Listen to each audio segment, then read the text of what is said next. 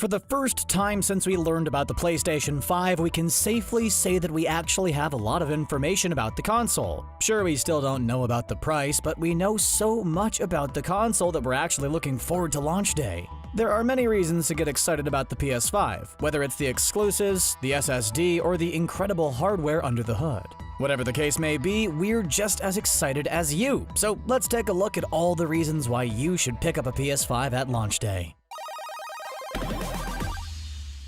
Exclusive games. Let's be honest, the main reason why you're considering getting a PS5 in the first place is because of those games. Considering the PS4 had much better exclusives than the Xbox One, you have plenty of reasons to be excited about all the incredible PS5 exclusives we've seen so far. As you know, games are the most important selling point for a console. If you have amazing games, then you get sales. It's as simple as that, and Sony is well aware of it. On PS5, we'll be getting 9 exclusives at or shortly after launch. Those games include Astro's Playroom, Demon's Souls, Destruction All-Stars, Gran Turismo 7, Horizon Forbidden West, Marvel's Spider-Man Miles Morales, Ratchet & Clank Rift Apart, Returnal, and Sackboy: A Big Adventure. All of these games will take advantage of the tech inside the PS5 and looked great at the June reveal event. We're most excited for Horizon Forbidden West and Spider-Man Miles Morales, and hope they continue from where they left off on PS4. But what games are you most excited for? Let us know in the comments.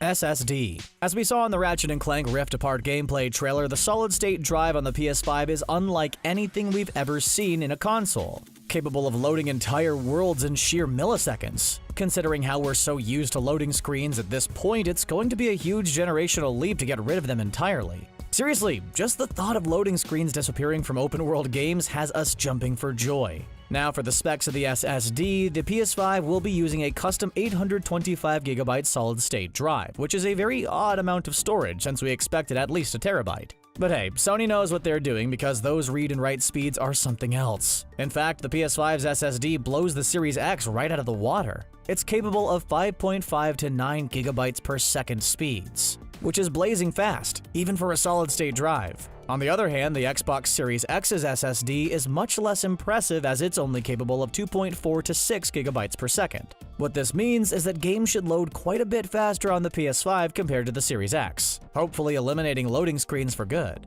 We're not gonna miss them, that's for sure. DualSense. The new DualSense controller is another reason why you should get the PS5 at launch. It looks like the best one yet. The DualSense will support haptic feedback, which will add a variety of powerful sensations we'll feel when we play. Sony mentioned the slow grittiness of driving a car through mud as something that we'll feel through haptic feedback. So Gran Turismo 7 should really showcase this feature. The controller will also have adaptive triggers in the L2 and R2 buttons, which will allow us to truly feel the tension of our actions. Sony highlighted drawing a bow to shoot an arrow as something we'll be able to feel through adaptive triggers, so Horizon Forbidden West could really showcase this when Aloy uses her bow and arrow. The share button has been replaced with the create button on the DualSense that'll be used to stream, take pictures, and record video clips. The controller also comes with a built-in microphone that could be used to communicate with teammates, although for longer sessions a headset is definitely recommended. It even comes with a 3.5mm headphone jack as well as USB-C support instead of micro USB, which is a huge step forward. We don't know anything about battery life yet, but we sure hope the DualSense lasts longer than the DualShock 4. That controller was basically a wired one. Visuals. Graphics have always been one of the most important aspects of gaming, but if you expect to see a huge difference between visuals on the PS4 and PS5, then you might be disappointed. Sure, games will definitely look better on the PS5, but it won't be a huge leap like, say, PS2 to PS3. Still, we do expect PS5 graphics to get better over time, just like with the PS4. Take a game that came out in 2014 on the PS4 and compare it to a game like The Last of Us Part 2. The difference is night and day. On top of these incremental graphical improvements, we'll be seeing improved and more consistent frame rates. Developers will try to make 60 FPS the minimum frame rate for their games, with 120 FPS being the ultimate goal. We'll also be seeing more native 4K resolutions instead of the tricks the PS4 Pro was using. One of the most exciting new features has to be ray tracing, which will significantly improve lighting and the way it bounces off of objects and shapes. While it might not be a huge generational leap, visuals will certainly be improved on the PS5.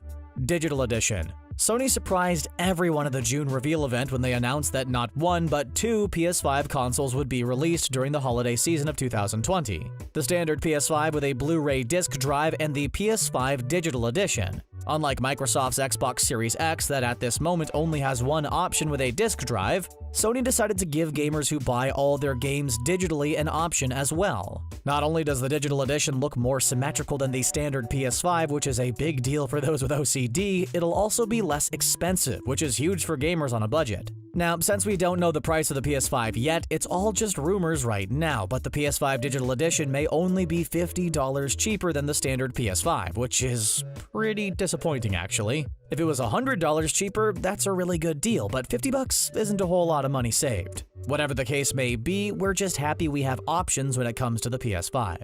3D audio. A feature that may have flown a bit under the radar is 3D audio. Despite the PS4 having amazing audio already, it was far from perfect according to Sony.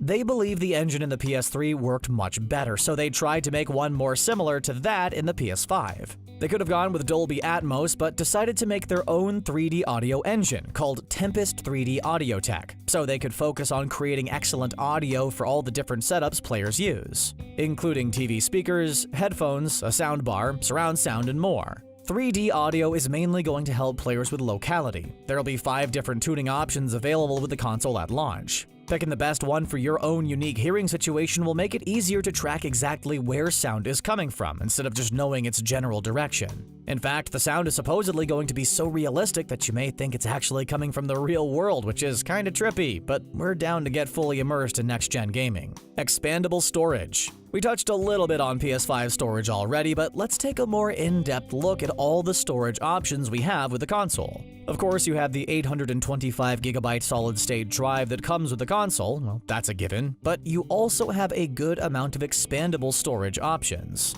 Yes, even though the console comes with a solid-state drive, you can plug an external hard drive into the console. Of course, it could only be used for PS4 games, but it's an option for you if you don't want to re-download all your PS4 games onto your PlayStation 5's SSD. The console will also come with a built-in expansion bay for an additional solid-state drive.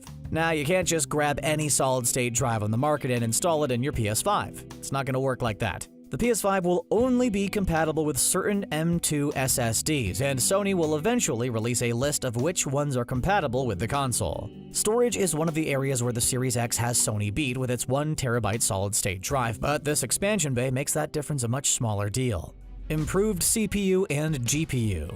Of course, all those improvements wouldn't be possible without the incredibly powerful CPU and GPU in the PS5. The hardware inside the PS4 was far from impressive and became outdated fairly early in the console's lifecycle. On the other hand, the hardware inside the PS5 is a huge step up, and is more similar to a gaming PC than the PS4 ever was. As for the specs of the CPU and GPU, the PS5 will feature a custom 8-core AMD Zen 2 CPU, clocked at a variable frequency, and a custom GPU based on AMD's RDNA 2 architecture capable of producing 10.28 teraflops, clocked at a variable frequency.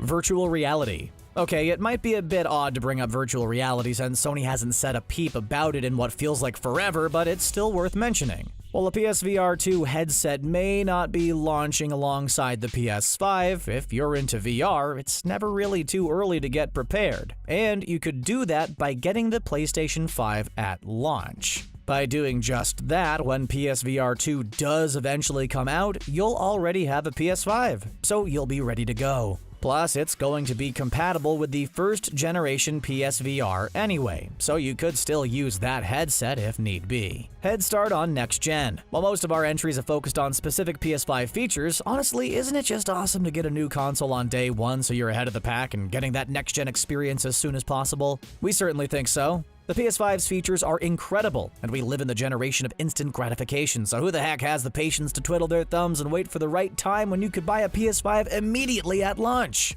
We sure don't. We want to take advantage of all the PS5's features on day one, and that's exactly what we're gonna do. Bonus: backwards compatibility. You thought we were done? Oh no, we got a bonus entry to get into, and that's backwards compatibility. Initially, it seems like another area where the Xbox Series X has the PS5 beat, but is it as important as everyone is making it out to be? We don't really think so. If you think about it, backwards compatibility is only really important for year one, and most people are only going to want to play PS4 games on PS5 anyway, so it's not that big of a deal if they can't play PS1, PS2, or PS3 games on the console as well. Microsoft may just be playing it up as being more important than it actually is to get sales by focusing their marketing on the areas where their console is better than the PS5. Plus, there's a recent patent leak that indicates we might actually get PS1, PS2, and PS3 backwards compatibility on the PS5, so Sony could end up one-upping Microsoft anyway. Only time will tell.